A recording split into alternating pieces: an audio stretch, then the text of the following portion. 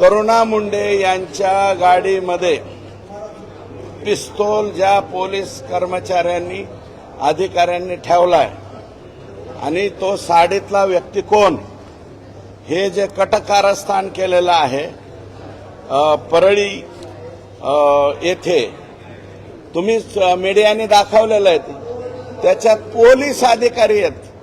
ते साडीतल्या माणसांनी बंदूक ठेवल्याच्या नंतर जे असे खाली हाताने मागून ते ड्रॉप करतायत, ज्यांच्या चेहऱ्याला ज्यांचे तोंड यांनी बांधलेले आहेत, काय नाही मास्क नाही, रुमालाने आडवे लावलेत, स्कार्फ. तर हे स्कार्फवाले लोक पोलीस अधिकारी आहेत आणि ते आजही बीड पोलीस दलामध्ये आहेत.